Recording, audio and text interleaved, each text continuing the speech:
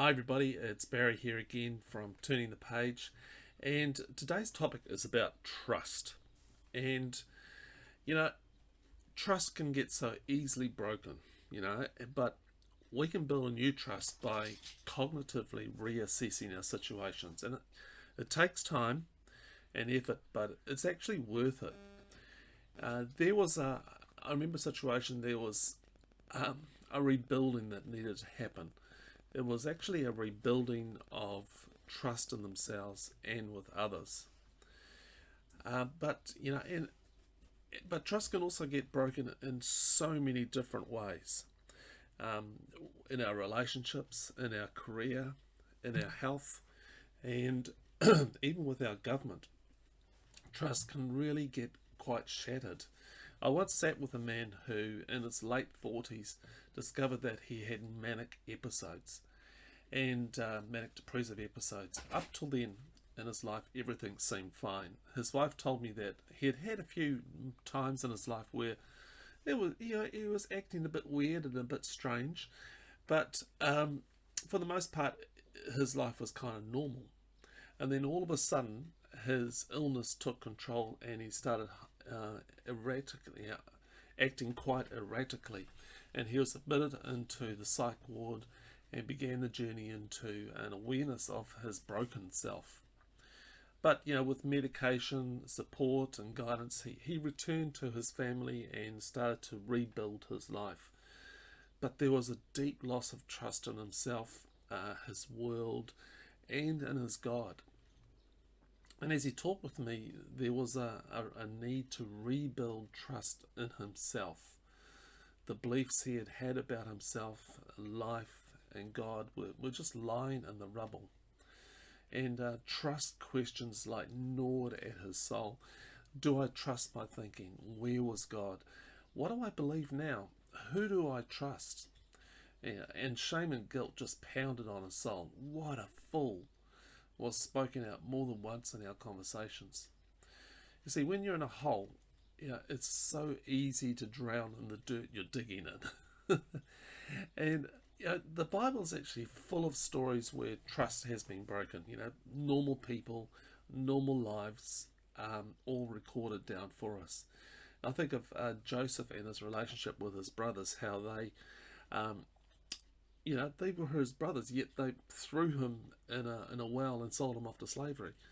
And then there's David's affair with Bathsheba, all the trust things that got broken there. What about Peter's denial of Jesus and how the trust was broken there? Each of those times was a breach of trust. Was that trust was it able to be rebuilt? And all of these examples, plus many, many more, show the fragility of trust. And trust is finite, and life is fragile. And as I sat with this man discovering his manic depressive illness, I witnessed his awareness grow about his fragility.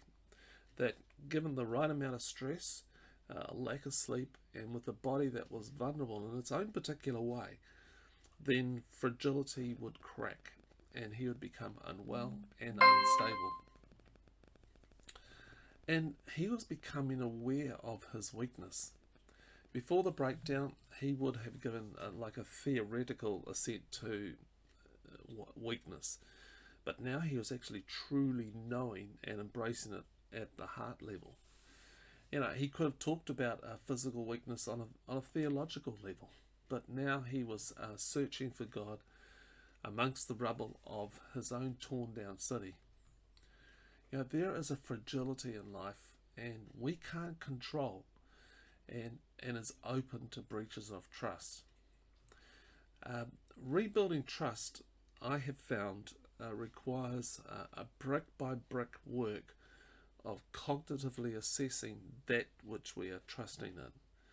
And a cognitive reassessment means to look at the facts. The brick and mortar of the situation. Is there a change? What actually has been done? And I've got a little song quote here from a band called Train. It says, brick by brick, we can build it from the floor. if we hold on to each other, we'll be better than before. Our subconscious, it can be reprogrammed through cognitive reassessments of behaviours. Joseph had to do a cognitive reassessment of his brothers to see whether they could be trusted again, and he did this by giving them various tests. David could not be trusted to be leader and king again without going through his dark night of the soul.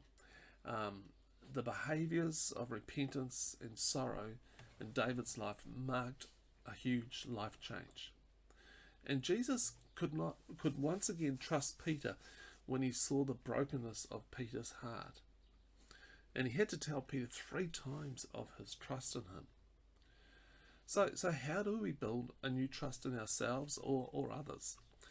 Well, there is a process, but it requires deep listening into the soul. Number 1 is listen for the voices of mistrust. We all have those voices of mistrust that say, don't trust, you'll get hurt again. And we need to recognize them and pay attention to them. But we don't necessarily have to agree with them. Those whispers may well be the subconscious brain trying to keep us safe. They're there for a reason. But what would the reason be? That's a good question. What is the reason that those voices are speaking to you and saying not to trust again? Number 2 is to look for the facts. We can so easily get caught up in the emotions of the past that we judge the present by the past. Instead, we need to look for the facts of the now. We need to look for the changes that have been made, tangible, observable, and real. Is there evidence of change?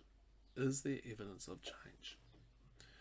Number 3 is know your lines of love and respect. Now, many people use the word boundaries, but I prefer lines of love and respect. It's that line where you have a sense of love and respect for yourself and others. For example, I show love and respect for others by not calling them in the middle of the night, wanting to have a chat. I know that if I did, I would be crossing a line. And others demonstrate love and respect for me by the behaviours of not calling me in the middle of the night. They understand that would be crossing the line. Understanding and accepting our own needs of love and respect is part of rebuilding trust in yourself and others. I'll repeat that again. Understanding and accepting your own needs of love and respect is part of rebuilding the trust in yourself and others. Look, when people continue to show disrespect or an unloving approach to the lines of love and respect I have around me, I begin to trust them less.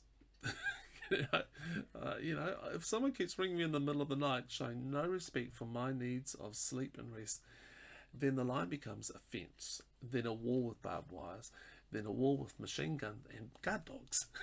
I get a bit snotty. I push back. I reinforce those lines.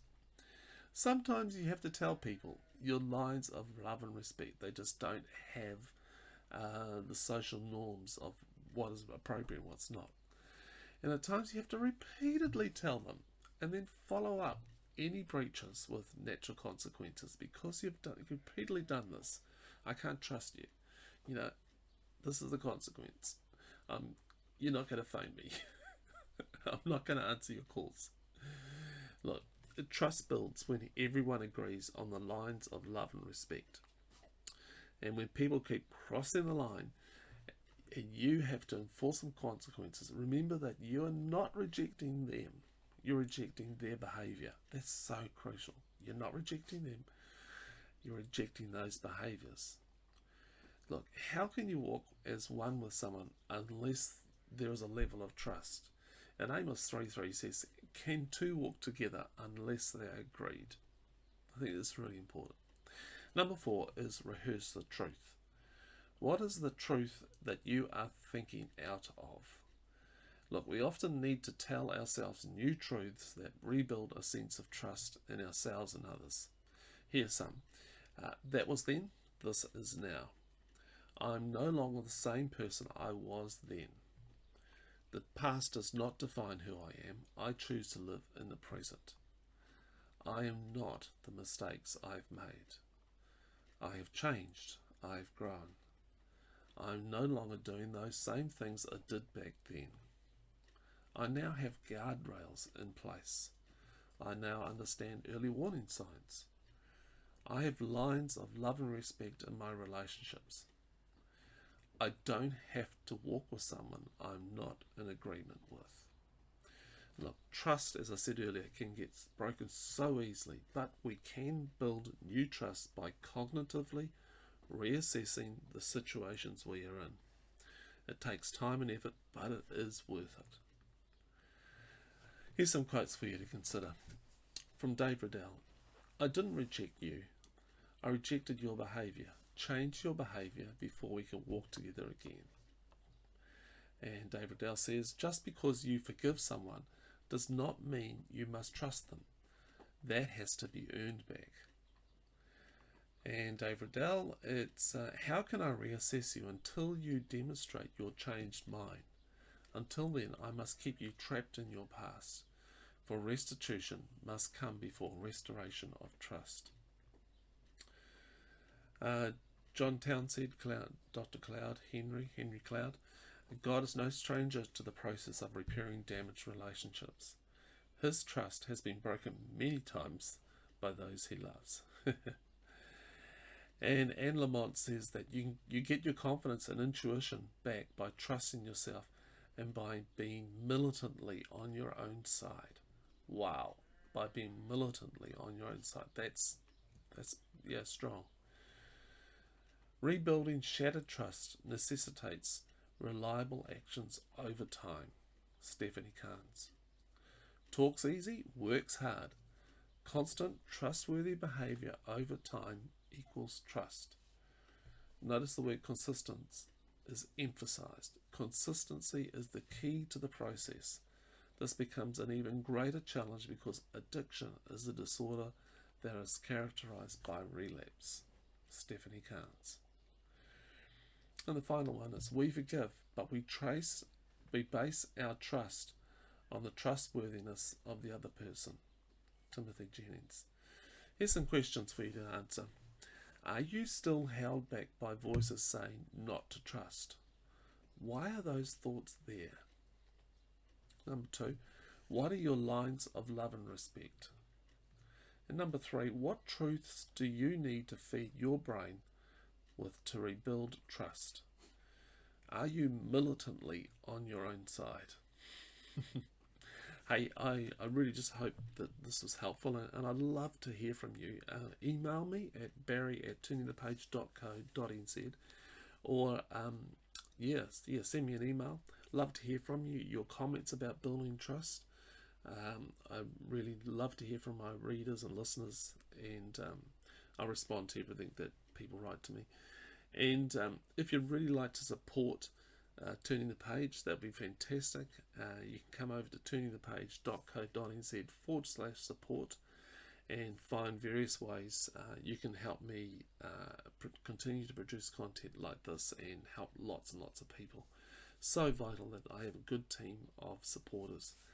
Hey, thank you for listening or watching, and I pray that this week you would be militantly on your own side. Okay, thanks. Bye.